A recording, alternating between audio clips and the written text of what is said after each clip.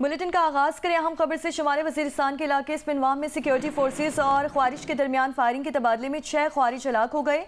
ISPR के मुताबिक शदीद फायरिंग के तबादले के दौरान लेफ्टिनेंट कर्नल मोहम्मद अली शौकत और 5 जवान भी शहीद हुए हैं। लेफ्टिनेंट कर्नल मोहम्मद अली शौकत ख्वारिज के खिलाफ ऑपरेशन की क़यादत कर रहे थे। ख्वारिज के खिलाफ 4 और 5 अक्टूबर के दरमियान शब कार्रवाई की गई। शहीद सिपाहियों में lance naik Mohammadullah, lance naik Akhtar Zaman, lance naik Shahidullah शामिल हैं।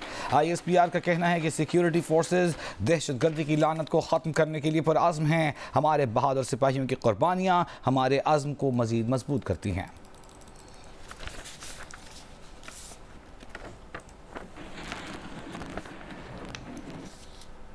अभी हमने स्पिनवाम शुमाली वज़ीरिस्तान में ऑपरेशन से मुताल्लिक़ आपको अपडेट किया। उधर स्वात के इलाके चारबाग में कानून नाफिज करने वाले इदारों ने इंटेलिजेंस बेस्ड मुश्तरका ऑपरेशन किया है। ISPR के मुताबिक फायरिंग के तबादले के बाद खारिजी सरगना अताउल्लाह उर्फ मेहरान समेत 2 खवारिज हलाक कर दिए गए। ऑपरेशन में एक खारजी को जख्मी हालत में गिरफ्तार कर लिया गया है। खारजी अताउल्लाह उर्फ मेहरान इलाके में दहशतगर्दी की मुतादिद सरगर्मियों में मुलव्वस था। खारजी मेहरान 22 सितंबर 2024 को स्वात में गैर मुल्की मौससीन के काफिले को ले जाने वाली पुलिस की गाड़ी पर भी हमले में मुलव्वस था।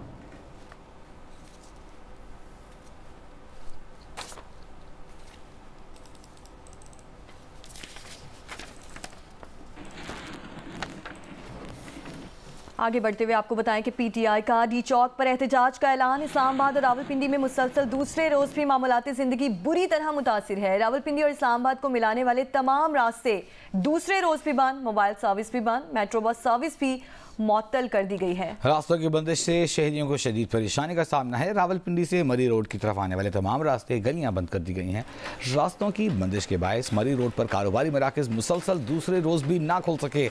सरकारी और निजी तालीमी इदारे आज भी बंद हैं। रास्तों की बंदिश से मरीजों को अस्पताल तक पहुँचना मुश्किल हो रहा है। वज़ीर दाखिला मोहसिन नकवी से जब शहरियों की परेशानी का जिक्र किया गया तो उन्होंने कहा कि मैं इस पर इस्लामाबाद के शहरियों से खुसूसन माजरत ख़्वाह हूँ, लेकिन उन्हें पता होना चाहिए कि ये तकलीफ उन्हें क्यों उठानी पड़ रही है, किसकी वजह से उठानी पड़ रही है।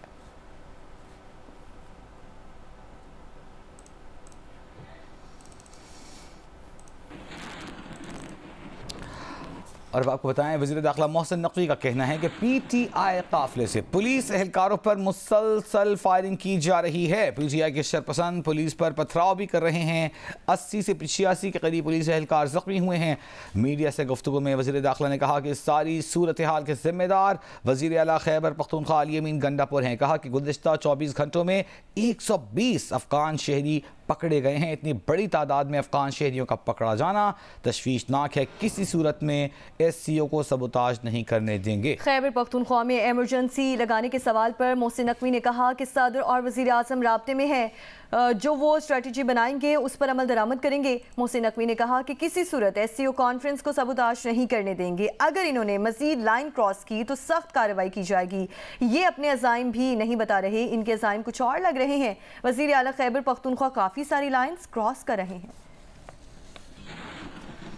क्लैशेस होते रहे हैं, उसमें 41 अफगान नेशनल हैं जो पकड़े गए हैं और टोटल पिछले 48 घंटे में 120 अफगान नेशनल हैं जो पकड़े गए। और ये एक अलार्मिंग चीज़ है कि अगर आपके मुल्क के लोग प्रोटेस्ट कर रहे हैं वो और बात है। दूसरा, जो पत्थरगढ़ की जगह थी जहाँ पे हमने ब्लॉकेट लगाया हुआ था और जहाँ से वो अभी आगे निकले हैं CMKP के, वहाँ पे पुलिस पे फायरिंग हुई है और आंसू गैस तो वो मुसलसल पुलिस वालों पे चला रहे थे। अब ये हम चेक कर रहे हैं कि उनके पास इतनी आंसू गैस कैसे आई और कैसे इस्तेमाल कर रहे थे, लेकिन उन्होंने पुलिस के ऊपर फायर भी किया। हमारा तकरीबन वहाँ पे 80 से 85 के करीब पुलिस वाले हैं जो ज़ख्मी हैं, जिनको हम या फौरी तिबी इमदाद दे रहे हैं या उनको हॉस्पिटल मूव कर रहे हैं। प्राइम मिनिस्टर साहब से भी बात हुई है, वो भी मुसलसल राब्ते में हैं कि किसी सूरत SCO कॉन्फ्रेंस को सबोटाज नहीं करने देंगे हम। काफ़ी हद तक आइडिया है कि वो एग्जैक्टली क्या मोटिव्स है और किस तरह ये सारा कुछ करना चाह रहे हैं। इस सारी चीज़ की ज़िम्मेदारी डेफिनेटली जहाँ से ये इंस्ट्रक्शंस पहले आई उनकी लीडरशिप से, और उसके बाद प्रैक्टिकली इसको अगर कोई इम्प्लीमेंट कर रहा है तो वो CMKP के हैं जिसकी ज़िम्मेदारी है, और इस सारी सिचुएशन के ज़िम्मेदार CMKP के हैं। क्योंकि वो ये जत्था जो लेके जो इस्लामाबाद पे दावा बोल रहे हैं वो CMKP के लीड कर रहे हैं। ये हम किसी सूरत इजाज़त नहीं देंगे। मैं अभी भी उनको कहूँगा कि कोई ऐसी चीज़ ऑलरेडी वो कर रहे हैं, लेकिन अगर वो उन्होंने और लाइनें क्रॉस की तो हमें एक्सट्रीम स्टेप्स के ऊपर ना जाने दें। मैं अभी भी उनको कहूँगा, लेकिन मुझे नहीं लगता कि वो अपने जो अज़ाइम है उनसे पीछे हटने को तैयार है। मुस्लिम लीग नून के रहनुमा इरफान सिद्दीकी का कहना है कि शंघाई ताउन तंजीम इजलास में भारतीय वज़ीर ख़ारजा की शिरकत का ऐलान दोनों ममालिक के बाहमी ताल्लुकात के लिए अच्छी खबर है। PTI ने इजलास में शिरकत करने वाले तमाम रहनुमाओं से सिर्फ भारतीय वज़ीर ख़ारजा को अपने एहतजाजी मुजाहिरों में शिरकत और खिताब की दावत दी। इरफान सिद्दीकी ने अपने एक बयान में कहा कि बेहतर होगा PTI अपनी शानदार कारकर्दगी की रिपोर्ट पेश करते हुए मिस्टर जयशंकर को 200 से ज़्यादा तबाहशुदा दिफाई तनसीबात और शहदा के तबाहशुदा मज़ारों पर भी ले जाए, ताकि PTI और भारत हमेशा के लिए लाजवाल रिश्तों में बंध जाएं।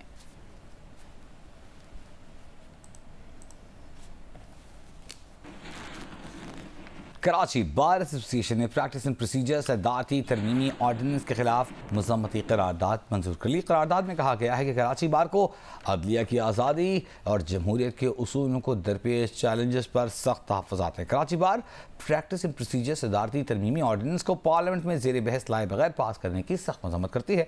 करारदाद में कहा गया है कि ऑर्डिनेंस अदलिया के फैसलों पर असरअंदाज होगा और इससे हॉर्स ट्रेडिंग की राहें भी हमवार होंगी।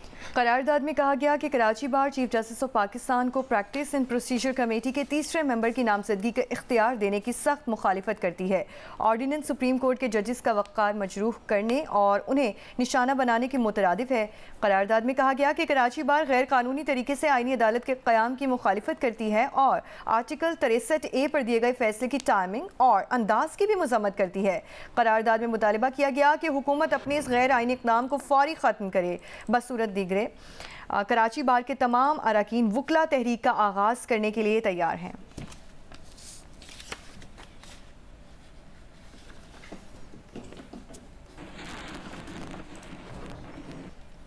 और कराची में मतला अबर आलूद होने के बायस सुबह से मौसम खुशगवार है। अच्छी रफ्तार से चलने वाली समुद्री हवाओं के बायस कराची का फ़ज़ाई मायार भी बेहतर है।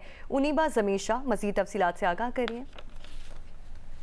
कराची में सुबह से ही मतला अबर आलूद है और समुद्री हवाएं 18 से 20 किलोमीटर फी घंटा की रफ्तार से चल रही हैं। समुद्री हवाओं की अच्छी रफ्तार की वजह से और इन बादलों की मौजूदगी की वजह से अक्टूबर जैसी गर्मी फिलहाल कराची में आज महसूस नहीं की जा रही। आज ज़्यादा से ज़्यादा दर्जा हरारत 32 से 34 डिग्री सेंटीग्रेड के दरमियान रह सकता है, क्योंकि इन दिनों कराची में समुद्री हवाएं अच्छी रफ्तार से चलती रहती हैं। यही वजह है कि कराची का फ़िज़ाई मियार भी काफ़ी बेहतर रहता है। महकमा मौसमियात के मुताबिक सिंध के बेशतर मकामात पर इन दिनों मौसम गर्म और कहीं शदीद गर्म है। अक्टूबर का महीना सिंध का तीसरा गर्म तरीन महीना करार दिया जाता है और इम्कान यही है कि 8 या 9 अक्टूबर से कराची समेत सिंध में दर्जा हरारत में इजाफा हो सकता है। सिंध में कहा जा रहा है कि दिन के दर्जा हरारत 40 डिग्री सेंटीग्रेड या इससे तजावुज़ कर सकते हैं और 8 या 9 अक्टूबर के बाद कराची में भी दर्जा हरारत 37 डिग्री सेंटीग्रेड से ज़ायद रह सकते हैं।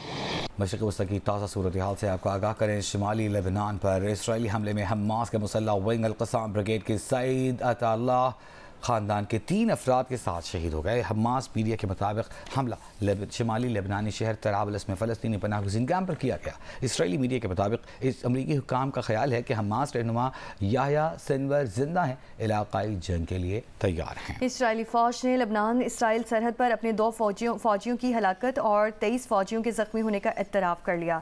इसराइली फ़ौज के मुताबिक 2 ज़ख्मी एहलकारों की हालत तशवीशनाक है। इसराइली फ़ौजी इराक़ से होने वाले ड्रोन हमले में हलाक और ज़ख्मी हुए। हमले के वक्त ख़तरे से आगाह करने वाले अलार्म ना बजने पर इसराइली फ़ौज की तहकीकात अभी जारी। लेबनान में इसराइल के ताज़ा हमलों में 37 अफराद शहीद हुए हैं। लेबनानी हुकूमत के मुताबिक इसराइली हमलों के बायस 1,72,000 शहरी महफूज पनागाहों में मुंतकिल हो चुके। अमरीकी और बरतानवी जंगी तैयारों की यमन में कार्रवाई।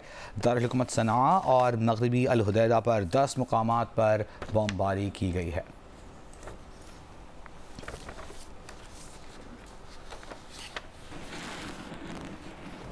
अमेरिका के साबिक सदर डोनाल्ड ट्रंप का कहना है कि इसराइल को ईरान की जौहरी तंसीबात पर हमला कर देना चाहिए। सदारती इंतखाबी मुहिम के दौरान शिमाली कैरोलिना में तकरीब से खिताब करते हुए डोनाल्ड ट्रंप का कहना था कि उनके ख्याल में मिसाइल हमलों के जवाब में इसराइल को ईरान की जौहरी तंसीबात को निशाना बनाना चाहिए।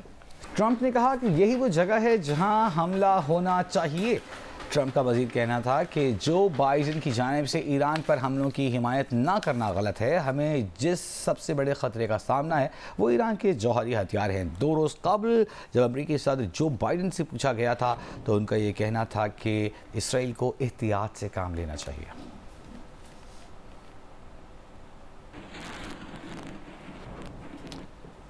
दुबई की तमाम परवाज़ों में पेजर्स और वॉकी टॉकीज़ पर पाबंदी आयद कर दी गई है। इस मुतालिक ट्रैवल एडवाइजरी जारी की गई है जिसमें कहा गया है दुबई पुलिस को मुसाफिरों के पेजर्स और वॉकी टॉकी जब्त करने का हुक्म दे दिया गया है। अमाराती एयरलाइंस ने ईरान, लेबनान, इराक और उर्दन के लिए परवासें मनसूख कर दी हैं। उधर अमाराती एयरलाइंस ने यह भी कहा कि उर्दन के लिए 6 अक्टूबर के बाद परवासें शुरू हो सकती हैं। ईरान और इराक के लिए 7 अक्टूबर तक परवासें बंद होंगी। अमाराती एयरलाइन के लेबनान के लिए परवासें 15 अक्टूबर तक मनसूख की गई हैं।